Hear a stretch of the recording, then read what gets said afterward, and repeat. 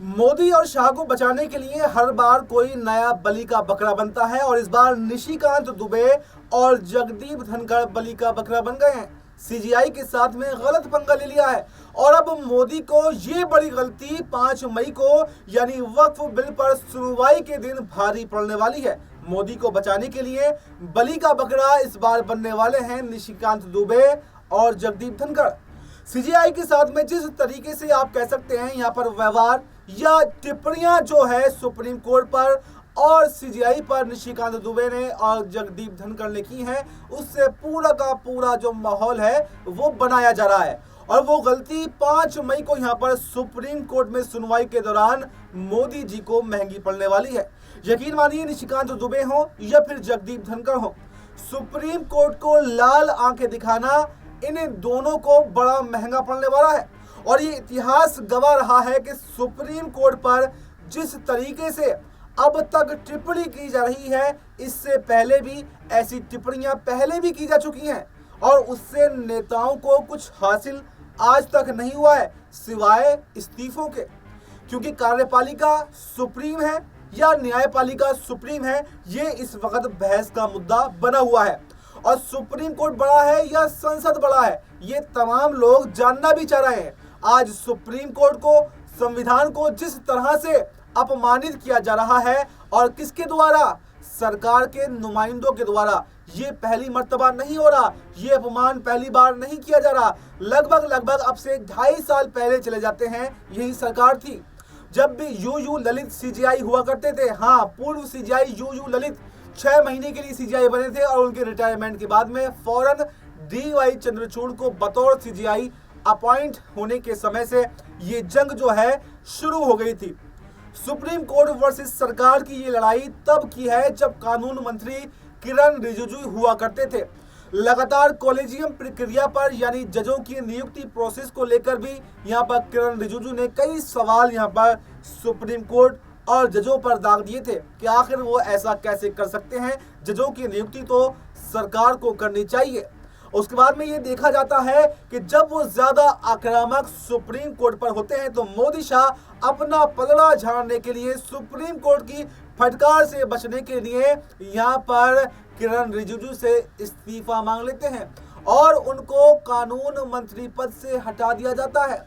तब के समय से ये जंग जो है वो छिड़ी हुई है और उसी समय सरकार की ओर से सुप्रीम कोर्ट पर फायरिंग कानून मंत्री रिजिजू और जगदीप धनखड़, यानी जगदीप धनखड़ ने पहले भी हमला बोला था लेकिन संवैधानिक पद पर होने के नाते वो बच गए थे, उनसे इस्तीफा नहीं मांगा गया था। लेकिन इस बार वो ज्यादा आक्रामक दिखाई दे रहे हैं, यानी कहीं ना कहीं अपने लिए ही मुसीबतें खड़े करते हुए दिखाई दे रहे हैं।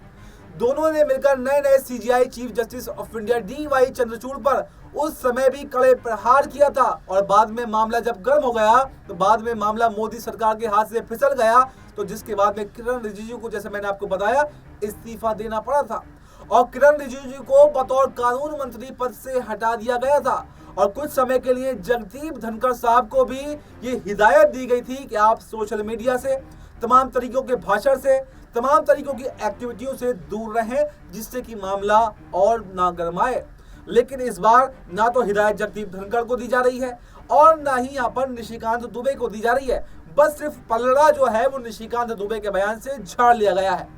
कुछ समय तक ये होने की संभावना है कि इस बार भी निशिकांत दुबे पर गाज गिरे और या जगदीप धनखड़ पर भी गाज गिर सकती है, वरना चुप तो उनको जरूर करा दिया जाएगा। तो मोहरा इस बार भी कौन बन रहा है, बलि का बकरा कौन बन रहा है? निशिकांत दुबे और जगदीप धनखड़। वो फिलहाल निशिकांत दुबे मंत्री तो है नहीं, तो इसलिए उनका इस्तीफा शायद ना लिया जाए, पार्टी से निष्कासित ना किया जाए, लेकिन एक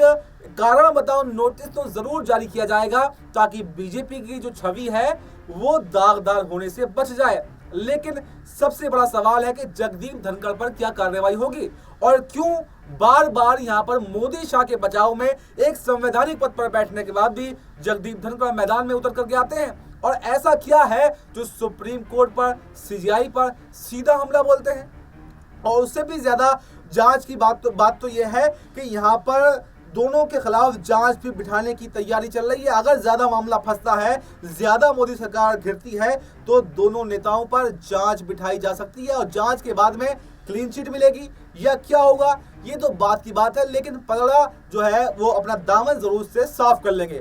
क्योंकि 2 साल पहले भी हूबहू ऐसा ही कुछ हुआ था और कुछ समय के लिए उपराष्ट्रपति जगदीप धनखड़ चुप हो गए थे और जैसे मैंने आपको बताया कि किरण रिजिजू से इस्तीफा मांग लिया गया था। वहीं पर आप बात कर लेते हैं इस बार जो टारगेट पर हैं सीजीआई संजीव खन्ना, और संजीव खन्ना एक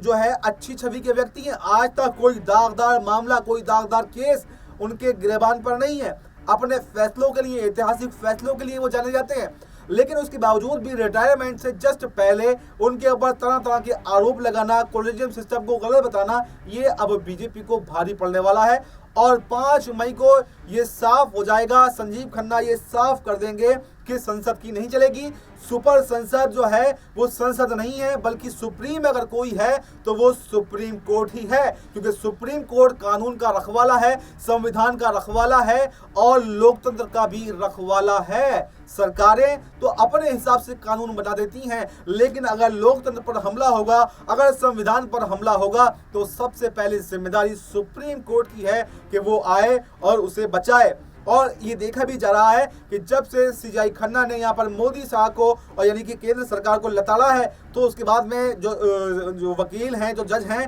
वो भी अब हरकत में आ गए हैं। यानी इस तरह के मुद्दे जो हैं वो खूब उठा रहे हैं। इस पर वरिष्ठ वकील कपिल सिब्बल ने भी यहाँ पर उपराष्ट्रपति धनखड़ को जमकर धो डाला। मतलब एक लाइन में सीधा सपाट जवाब उन्होंने दिया। उपराष्ट्रपति का संसद को सुप्रीम करार देने पर कपिल सिब्बल ने साफ साफ कह दिया कि ना तो कार्यपालिका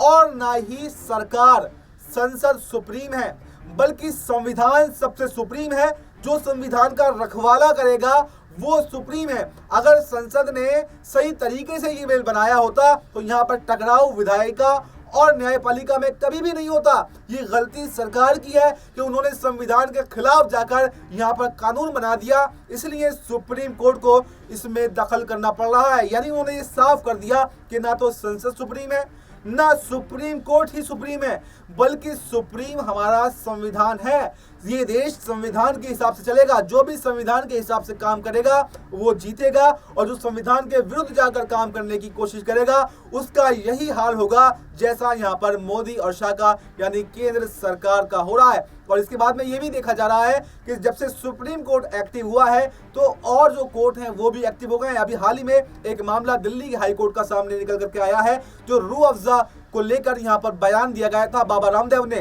जो उन्होंने कहा था कि इसका पैसा गलत जगहों पर लगाया जा रहा है, रूह अफ़ज़ा बिल्कुल भी ठीक नहीं है। यानी अब जो है हाई कोर्ट के जज ने लताड़ लगाते हुए यहाँ पर आपत्ति रामदेव के बयान पर जताई है और उनसे माफी मांगने के लिए भी कहा है, और ये भी कहा है कि आपने ये बयान जहां जहां दिया है उन सबको सोशल मीडिया साइट से एकदम हटवा दीजिए, वरना इसके परिणाम आपको भुगतने पड़ सकते हैं। यानी ये देखा जा रहा है कि अब एक के बाद में एक उल्टी गिनती जो है वो अब केंद्र सरकार की होती हुई दिखाई दे रही है। यानी दोनों जब उपराष्ट्रपति से कहलवाकर भी अब फंस गए हैं, निशिकांत दुबे पर भी फंस गए हैं, क्योंकि यहाँ पर कोई दाग बीजेपी पता लगे, सारा जो मैटर है वो निशिकांत दुबे के ऊपर थोप दिया जाएगा। और वहीं पर अब ये देखा जा रहा है कि जो साथी रहे हैं वक्फ बिल का समर्थन भी जिन्होंने किया था, जो मोदी शाह के समर्थक थे, यानी कि नीतीश कुमार हो या चंद्रबाबू नायडू हो, अब वो भी पलड़ा झाड़ते हुए बीजेपी से नजर आ रहे हैं, क्योंकि उनको भी अपने वोट बैंक का डर जो है वो अब सता रहा है, क्योंकि इस साल के अंत में बिहार में चुनाव होने हैं और नीतीश कुमार सबसे ज्यादा एग्रेसिव तरीके से यहाँ पर हमला जो है अब मोदी शाह पर बोल रहे हैं। और अगर उन्होंने समर्थन वापस ले लिया तो ये सरकार फिर कहीं की नहीं रहेगी। ये सरकार जो है अपना पलड़ा अपनी दुम दबाकर भागती हुई नजर आएगी। ऐसे में अब सबकी नजरें बनी हुई हैं 5 मई पर कि 5 मई को सुप्रीम कोर्ट का आखिर क्या फैसला सुनाता है, और क्या वाकई यहाँ पर जो बीजेपी ने गलत बयानबाजी सुप्रीम कोर्ट के लिए की है, सीजीआई के लिए की है, तो क्या सुप्रीम कोर्ट उस पर भी कोई एक्शन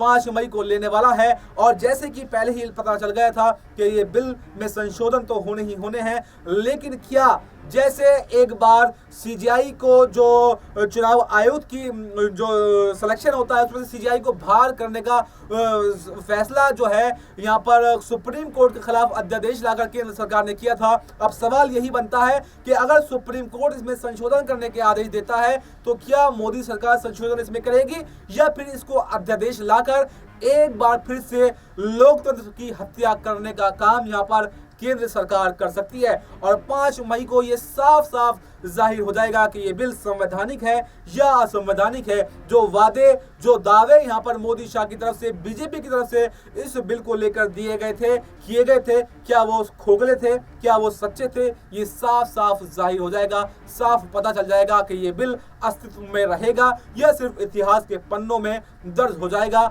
और मोदी शाह की उल्टी गिनती का सबब बनेगा। फिलहाल इस रिपोर्ट में इतना ही। इस पूरी रिपोर्ट पर आपको क्या कुछ कहना है कमेंट बॉक्स में अपनी राय जरूर दें और ऐसी ही तमाम देश दुनिया से जुड़ी तमाम बड़ी खबरों के लिए देखते रहें